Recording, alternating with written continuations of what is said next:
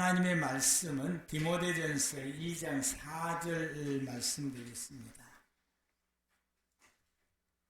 디모데전서 2장 4절 말씀입니다.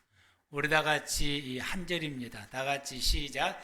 하나님은 모든 사람이 구원을 받으며 진리를 아는 데 이르기를 원하시느니라. 아멘. 이 시간에는 우리 서리 남자 집사님 이하 남자분들은 나오셔서 찬양해 주시겠습니다.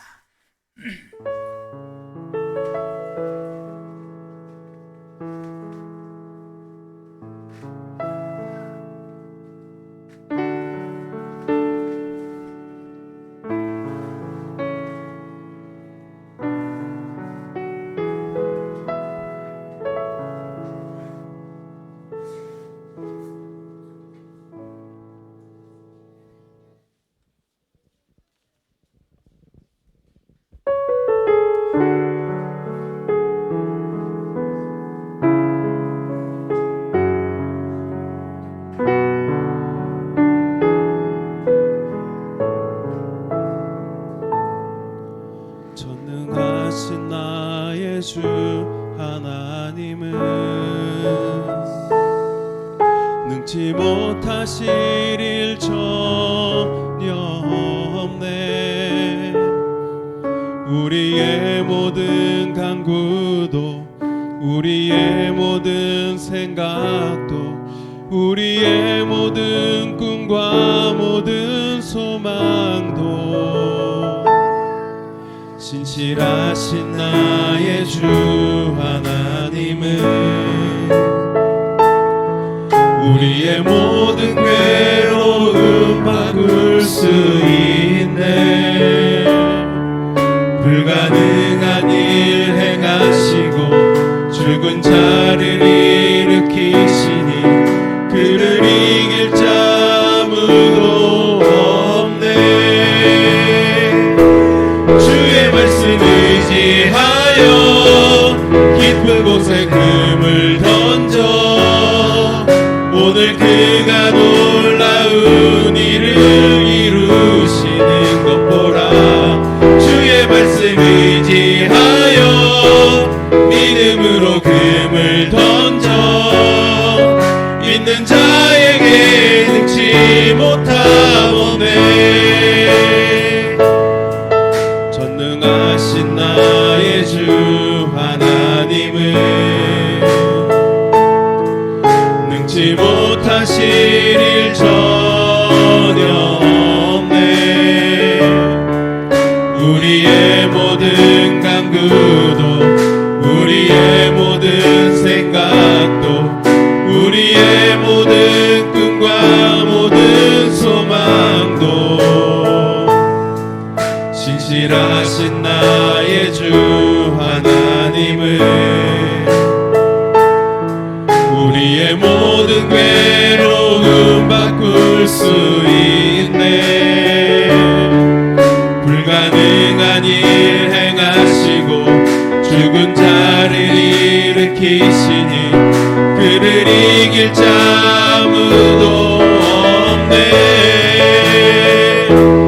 주의 말씀 의지하여 깊은 곳에 금을 던져 오늘 그가 놀라운 일을 이루시는 것 보라.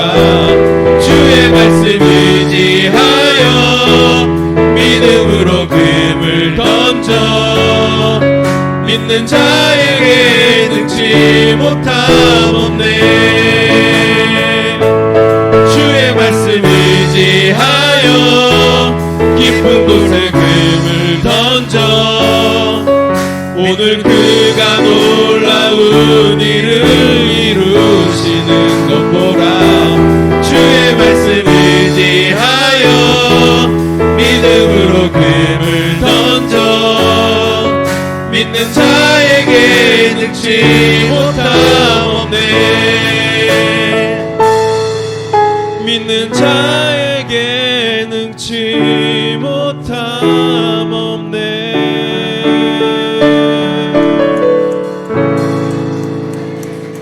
아멘. 할렐루야.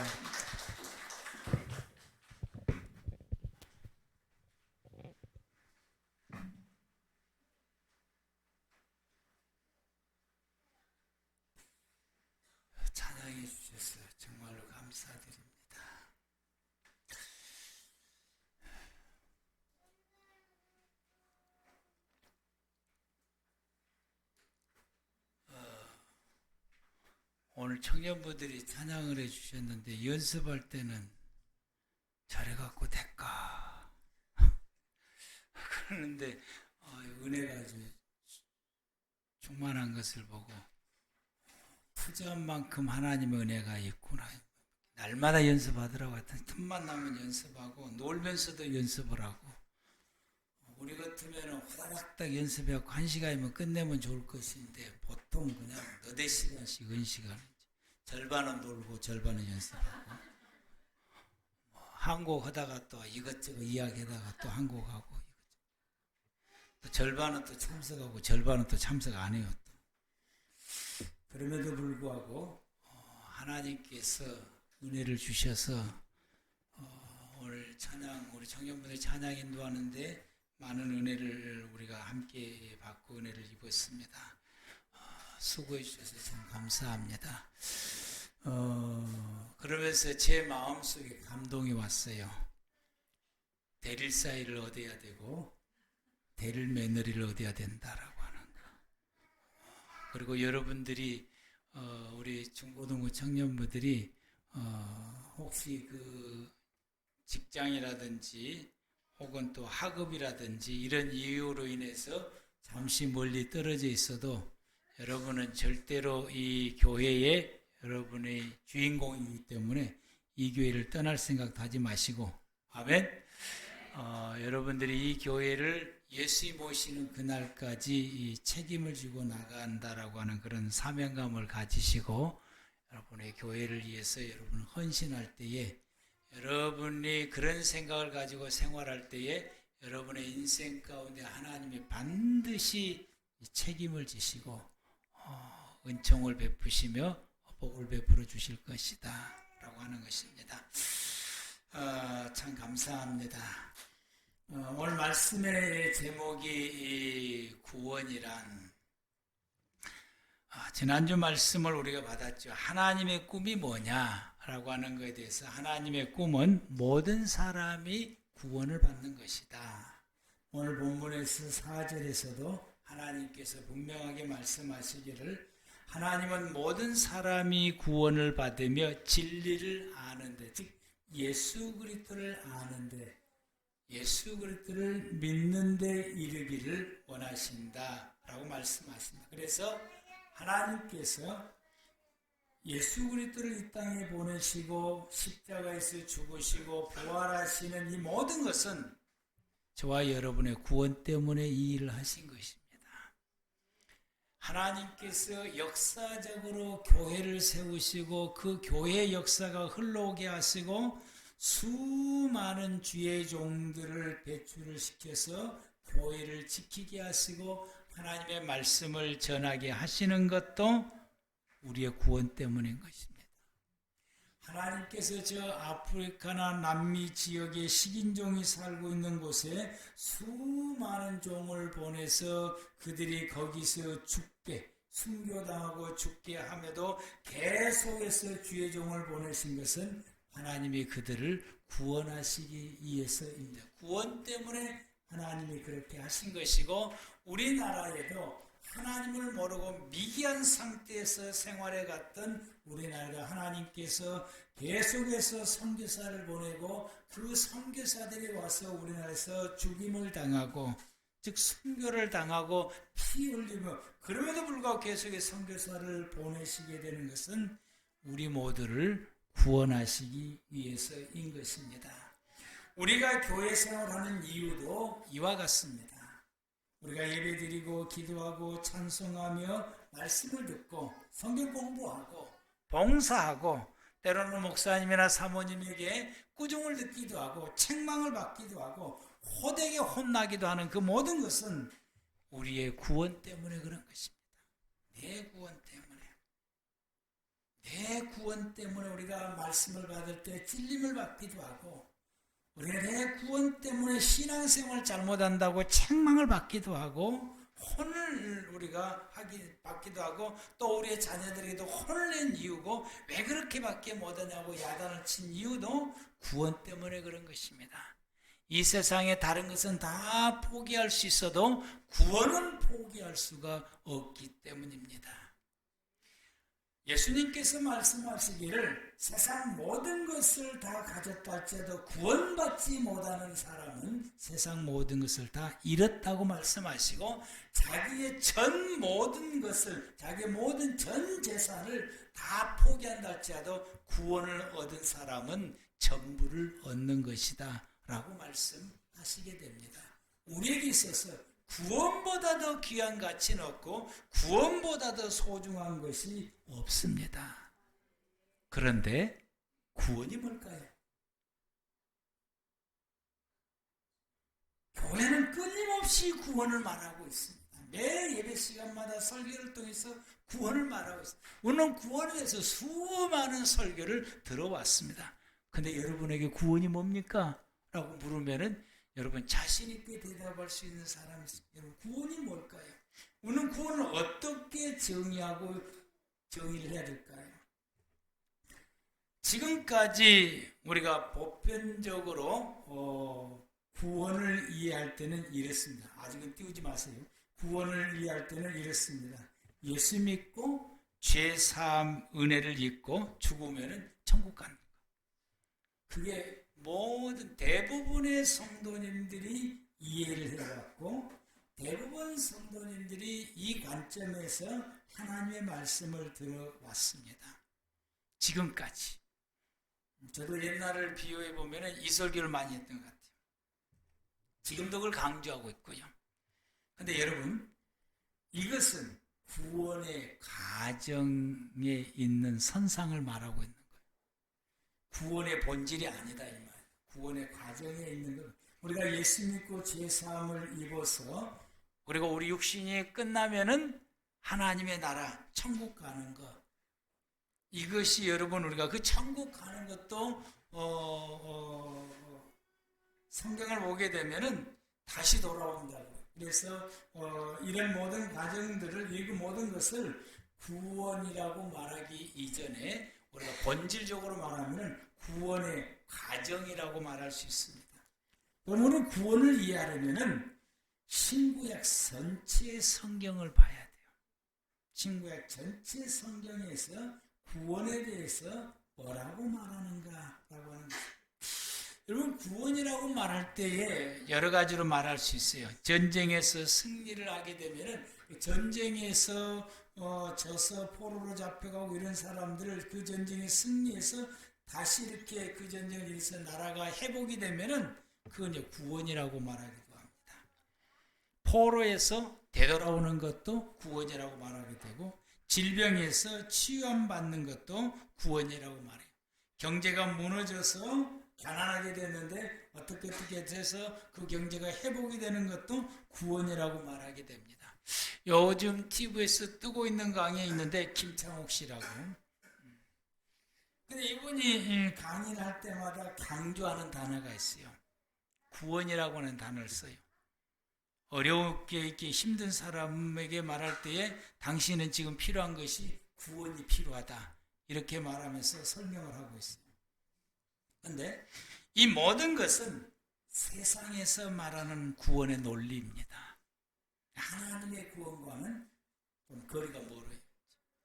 그러면 성경에서 말하는 구원이라고 하는 게 뭐냐라고 하는 거예요. 이때 띄워줘야 돼요. 한 번 더. 저거요. 성경에서 말하는 구원이 뭐냐? 하나님의 밖에 있는 사람이 하나님 안에 들어와서 사는 것. 이게 구원의 핵심입니다. 아멘? 제가 틀렸나요? 성경에서 말하는 게 이게 핵심이에요. 예수 믿고 구원 받는다라고 말을 했지 저 핵심을 지금까지 말하지 않았어요. 그래서 예수 믿고 구원 얻는다고 하는데 구원이 뭐냐라고 말하게 되면은 설명을 못하는 거죠. 구원이 뭐냐? 하나님 밖에 있는 사람이 하나님 안에 들어와서 하나님과 함께 살아가는 것. 이것을 성경에서는 구원이라고 말하게 됩니다. 이스라엘 백성들이 절기를 지키는 것도 하나님 밖에 있는 사람들이 하나님 안에 절기 때 이 성전에서 이 절기를 지킴으로 통해서 하나님 안에 생활해 가는 것을 회복해서 돌아와서 자기 집에 살 때는, 갈 때는 혼자 갔지만은 올 때는 혼자가 아니에요. 누구와 같이 옵니까? 하나님과 같이 오는 거예요. 하나님과 함께하는 것을 회복해서 돌아와서 하나님과 함께 살아가는 삶을 살아갑니다. 이걸 그들이 말하는, 성경에서 말하는 구원이다 라고 말하게 됩니다. 그래서 절기를 지키고 그들이 이 신앙생활하게 되고 회개하게 되고 죄 사함을 입는 제사를 드리게 되고, 이 모든 것이 바로 하나님과 함께 생활해 가기 위함인 것입니다. 그들이 말하는 제사는 뭐냐? 하나님 앞에 나가기 위해서 제사를 드리는 거예요.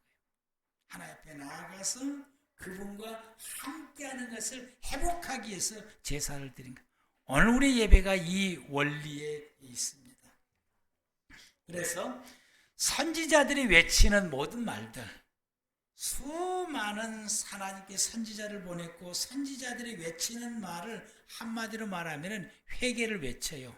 왜 회개를 외치냐? 그들이, 이 선지자가 말하는 회개는 하나님을 떠나서 하나님 밖에 있는 이 사람들이 이제는 회개하고 하나님 앞에 돌아오라. 그러면 하나님이 여러분의 삶을 책임진다. 이 말입니다. 하나님께 돌아오라고 외치는 것이 선지자들의 외침입니다. 하나님께 돌아오라고 외치는 건 뭘 외치느냐? 구원에 대해서 지금 외치고 있다. 이 말. 구원에 대해서. 그래서 이것을 성경에서 구원이라고 말하게 됩니다. 예수님께서 병을 치료해주는 사람들이 있어요. 예수님을 통해서 이들이 한결같이 치료를 받아요.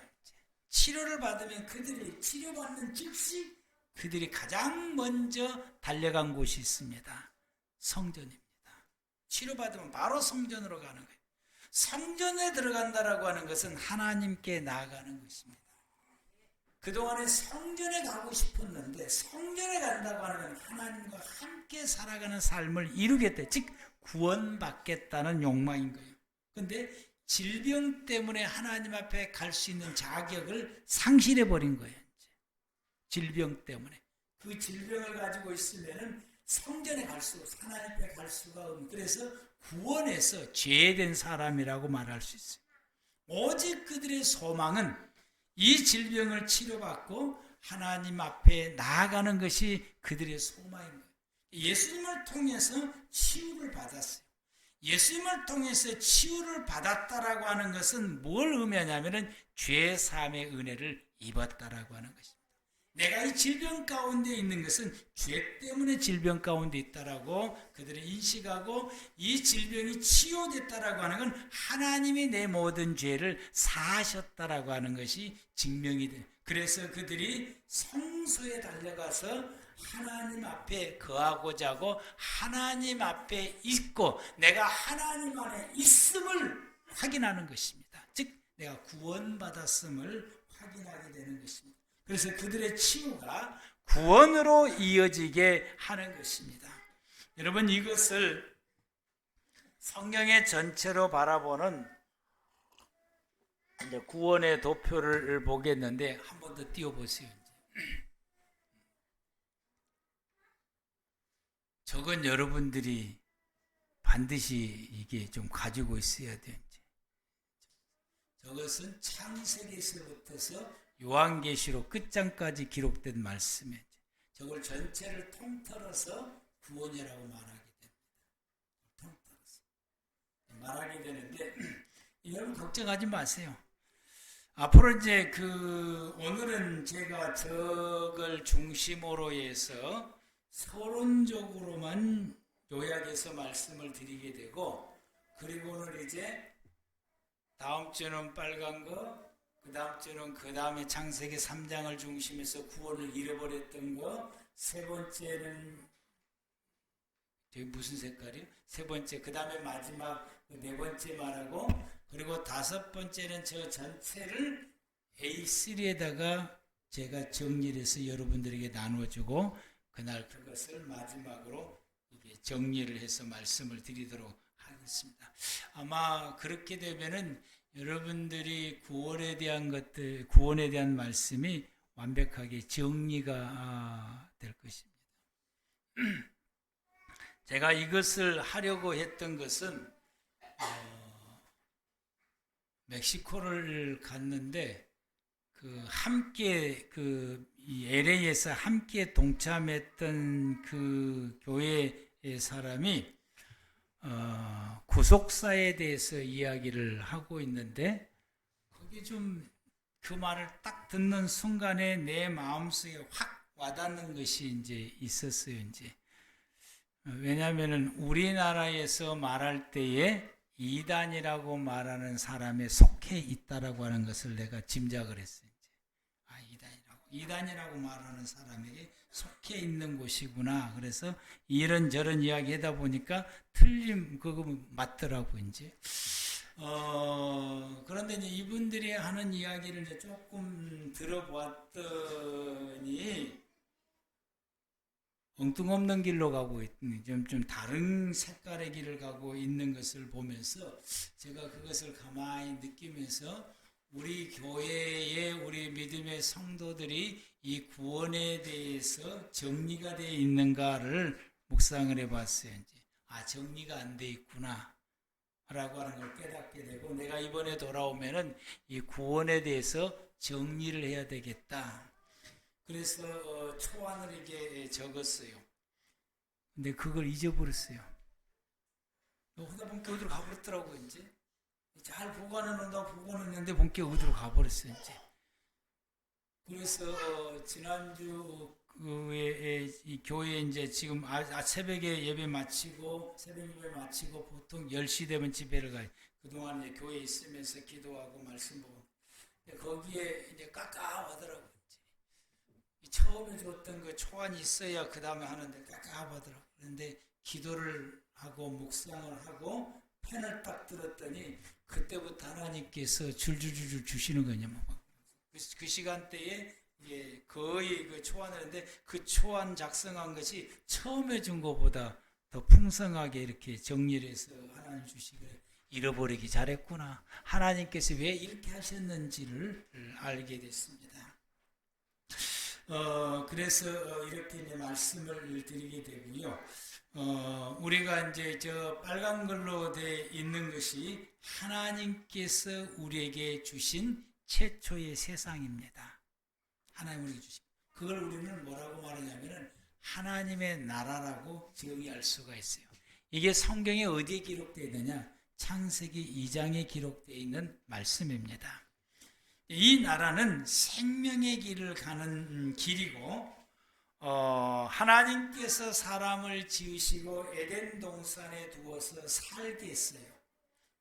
에덴 동산에서 사람이 살고 있는 이것이 하나님께서 사람에게 주신 세상이에요. 사람에게 주신 첫 번째 세상이고, 이게 오리지널이에요. 사람은 이렇게 살아야 되는 것이 본질이고 맞는 것입니다. 이렇게 생활해가니 이곳에서 이들이 살아갔던 생활은 하나님과 함께 살아가는 그들의 삶이었으니까, 그러니까 혼자 사는 게 아니라 하나님과 함께 생활하고, 여기에 생활해가는 그들의 이 모든 중심이 어디에 있느냐? 하나님의 중심으로 살아가는 세상이에요. 하나님의 중심으로 모든 것이 생활해가게 되고, 이렇게 하나님의 중심으로 생활해가게 되면은 그 삶 가운데에서 인간이 누릴 수 있는 최고의 복을 누리며 살아갈 수 있게끔 시스템이 되어 있는 것입니다. 그렇게 이 하나님의 중심으로 하나님과 함께 생활해 가게 되면 내가 누릴 수 있는 복을, 최고의 복을 내가 누리면서 살아갈 수 있게 되는 것입니다. 이게 하나님께서 우리에게 주신 생활이고, 이게 하나님께서 우리에게 주신 복이다 라고 하는 것입니다. 그래서 우리 믿음의 성도들은 창세기 2장을 깊이 묵상하고 연구할 필요가 있어요. 그래서 여기에서 하나님께서 주신 세상이 어떤 세상인가를 우리가 2장을 계속해서 묵상하면서 하나님이 나에게 주신 삶, 하나님이 내게 주신 생활이 어떤 생활인가를 거기서 깊이 묵상하고 연구하면서 우리가 찾아내서 그렇게 살아야 됩니다. 아멘? 이렇게 생활해야 돼요. 그게 하나님 우리에게 주신 생활인데, 그런데 이제 두 번째 단에 가서는 하나님께서 주신 이 세상을 잃어버린 세상이 두 번째인 것입니다. 이게 창세기 3장에 기록되어 있는 내용인 것이요. 2장에서 3장으로 넘어갈 때 2장은 하나님 주신 세상에서 살고 있다가 3장으로 넘어가서는 하나님이 주신 세상을 잃어버린 것이죠. 이 나라는 나라로 표현할 때에 하나님의 나라가 아니라 사단과 함께 살아가는 세상이 되었기 때문에 사단의 나라라고 말하게 됩니다. 에베소서 2장에서 2절부터서 3절에 기록된 것처럼 공중권세 잡은 자와 함께 살아가는 생활인 것입니다. 왜 이렇게 됐느냐? 어느 날 사단의 말을 듣고 그 말 따라 가다 보게 되니까 하나님의 나라를 잃어버리게 된 것이죠.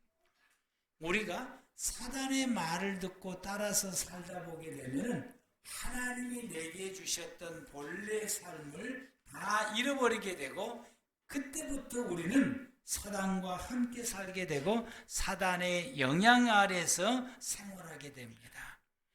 이런 생활을 살아가게 되면 사단의 영향을 받아서 사단과 더불어서 생활하게 되면은 여기에 드러난 모든 삶의 중심의 키가 어떻게 되느냐 하면은 나 중심이요. 자기 중심. 그래서 여러분들이 내가 지금 살아가고 있는 내 삶의 이 모든 키가 하나님이 중심으로 살아가고 있는지 나 중심으로 살아가고 있는지를 여러분들이 자기의 삶을 엄밀하게 냉철하게 비교해 보게 되게 되면은 지금 내가 하나님의 나라를 살고 있는지 하나님이 내게 주신 삶으로 살고 있는지 아니면 그걸 잃어버리고 사단과 함께 생활하고 있는지를 여러분들이 아마 판단이 서게 될 것입니다.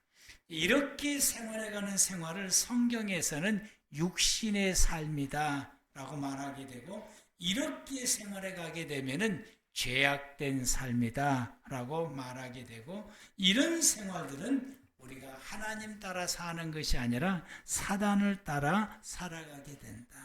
그래서 이 삶의 궁극적으로는 자신이 멸망당하게 되고 지옥으로 가게 된다라고 성경은 분명하게 말씀을 하게 됩니다. 우리는 하나님으로부터서 하나님과 함께 생활하는 삶을 잃어버렸던 생활이 창세기 2장의 생활인 것입니다. 이렇게 살아가는 사람에게 뭐가 필요할까요? 2장 두 번째처럼 하나님을 주신 생활을 잃어버리고 사단과 함께 더불어 생활해가는 사람에게 뭐가 필요할까요? 이분들에게 필요한 것을 구원이라고 말합니다. 여기에 끄집어내야 되는 거예요. 그걸 우리는 뭐라고 말한 거예요? 구원. 여기서 끄집어내서 어디로 돌아가야 되는 거예요? 2장으로 돌아가야 되는 거예요. 그걸 우리는 구원이라고 말하게 됩니다. 그래서 세 번째가 구원의 시대입니다. 구원의 길을 걸어가는 그런 세상 나라라고 볼 수가 있는데, 이 나라 가운데 특징이 있어요. 이 세 번째가 지금 언제부터 언제냐면은 창세기 15장부터 창세기 3장 15절부터서 요한계시록 18장 예수님이 재림하기 직전까지 18장까지의 삶 전체가 이 세 번째가 해당되는 것입니다. 이해가 되십니까? 현재 우리가 살아가고 있는 이곳이 예수님 재림할 때까지 우리가 살아가고 있는 시대의 삶이, 저와 여러분은 이 세 번째 생활 때 이 세 번째 시대가 구원의 시대다. 이만 구원의 시대. 아멘. 구원의 시대. 그런데 우리가 기억해야 될 것은 어쩔 때를 보면 우리가 예수 믿고 구원 받았어요, 이제. 근데 어쩔 때 보면은 2장처럼 살고 있는 것 같아. 근데 어쩔 때를 보면은 3장처럼 우리가 살고 있는 거야. 이때가 되면 우리가 정말 내 자신에게 너무너무 화가 나고 성질이 나고, 이때가 되면은 절망이 되고 낙심돼서 나 이래가지고 예수 믿어야 될까? 교회 나가야 될까? 안 나가야 되겠다. 이런 생각까지 들 때가 있어요. 왜 그러느냐? 이 시대는, 현재 이 세 번째 이 시대, 저와 여러분이 살아가는 시대는 우리가 기억해야 될 것이 하나님의 나라와 사단의 나라가 공존하는 시대예요. 우리는 두 나라 속에서 왔다 갔다 하면서 살고 있다라고. 그걸 여러분들이 기억하셔야 돼요. 이건 언제까지? 내가 죽을 때까지. 아니면은 예수님이 이 땅에 오실 때까지, 재림하실 때까지 이 나라는 이렇게 가는. 근데 이 나라, 이 세 번째 이 여기에는 어떤 삶을 사냐면은 믿음의 길을 걷고 있는 것이죠. 우리가 믿음의 길을 걸어가야 됩니다. 아멘. 지금은 믿음의 길을 걸어가는 거예요. 믿음의 길을. 우리가 이것을 보면은 여기에는 전제 조건이 필요한데, 이 하나님과 함께 생활해가는 구원의 길로 들어가려면은 여기에 반드시 전제 조건이 있는데, 그 전제 조건이 뭐냐면 죄 사함의 은혜가 있어야 돼요. 왜냐하면은 하나님은 죄가 없으시는 분이세요. 아담이 지음받았을 때는 죄가 없는 상태이기 때문에 태어나면서부터서, 이 창조되면서부터서 하나님과 함께 생활해가는 에덴 동산의 삶이 가능했어요. 그런데 3장에 넘어와서는 이 사단의 나라가 이루어지기, 하나님 말씀을 어기는 죄를 지었기 때문에 3장에 있는 이 상태에서 그 다음에 이제 세 번째 단계, 하나님의 주시는 이 삶으로 우리가 회복되려면은 거기에는 반드시 필요한 것이 죄 사함의 은혜가 있어야 됩니다. 아멘. 죄 사함의 은혜가 없이는 이제는 우리는 하나님 앞에 나아가서 하나님과 함께 살아갈 수 있는 삶을 결단코 이룰 수가 없어요. 죄 사함의 은혜가 있어요. 그래서 창세기 3장에서 예수님께서 15절에 이 죄 사함의 은혜를 주실 수 있는 메시아를 보내시겠다고 약속을 하시게 되고, 그 메시아를 하나의 그림자로서 21절에 아담에게 하나님 앞에 다시 나올 수 있는 이 길을 열어주시기 위해서 가죽옷을 지어 입힙니다. 그 가죽옷이 죄 사함의 은혜인 것이요. 아멘. 그래서 아담은 이 가죽옷을 입음으로 하나님 앞에 다시 나갈 수가 있게 된 것입니다. 죄 사함의 은혜가 있습니다. 그리고는 그 이후 시대 때에, 가인과 아벨의 시대 때에 주어진 것이 제사예요. 그래서 창세기 4장에 보면 가인과 아벨이 하나님 앞에 제사를 드리기 시작하게, 이 제사로 통해서 하나님 앞에 나아갈 수 있게 된 것입니다. 아벨은 제사를 통해서 하나님 앞에 나갔는데, 가인은 그 제사를 드렸는데 그가 제사를 잘못 드림으로 통해서 하나님 앞에 나가는 것이 차단돼서 이루지를 못하게 됩니다. 오늘날은 예수님께서 이제 구약의 시대 때는, 이 성전 시대 때는 5가지 제사의 과정을 통해서 하나님 앞에 나가게 됐고, 예수 그리스도께서 오셔서 우리의 모든 죄를 대속해 주시게 돼서 영원한 속죄를 이루시게 되므로 이제는 누구든지 예수 그리스도의 십자가의 대속하심을 믿으면 우리가 그 죄 사함 받게 되고 하나님 앞에 나갈 수 있는 구원의 자리에 서게 되는 것입니다. 아멘. 저와 여러분들이 지금 현재 이 예배 자리에 와 있다라고 하는 것은, 우리는 지금 현재 구원의 자리에 있다라고 하는 것을 증명시키는 것이죠. 아멘. 구원의 자리에, 이 구원의 자리에 있으면서, 여기에 서 있으면서 이때부터 우리는 구원의 길, 믿음의 길을 걸어가고 있는 것이죠. 저와 여러분들은 이 믿음의 길을 지금 걸어가고 있고, 구원의 길을 지금 계속해서 구원의 길을 걸어가고 있어요. 언제까지? 내 육신의 생명이 끝나는 날까지 구원의 길을 걸어가야 내가 마지막에 우리가 가야 될 구원의 자리에 앉아 있을 수 있게 됩니다. 하나님과 함께 살아가는 삶의 자리에 앉아 있게 되는 것입니다. 이것을 예수님을 통해서 우리에게 주셨는데, 근데 우리가 기억해야 될 것은 이 구원의 길을 걸어가는 현재 저와 여러분이 살아가는 이 삶 속에는 하나님의 나라와 사단의 나라가 내 안에서 공존하면서 우리가 이 두 나라 속에서 살아가고 있다라고 하는 거예요. 영의 삶과 육의 삶이 있어요. 이게 로마서 8장을 통해서 바울이 우리에게 말씀해 주신 겁니다. 그리고 바울이 고백하기를 오라 내 안에 이 두 나라가 공존하고 있어서 내가 너무너무 힘들다라고 말해요. 왜? 싸워야 되기 때문에. 우리는 이 공존 안에서 이 생활하는데, 그래서 우리가 믿음이 충만할 때는 2장의 삶처럼 생활해 가고 있는 나를 발견할 수가 있어요. 그런데 여러분, 우리가 시험이 들 때는 창세기 3장처럼 살아가고 있는 나를 발견할 수가 있다라고 하는 거예요.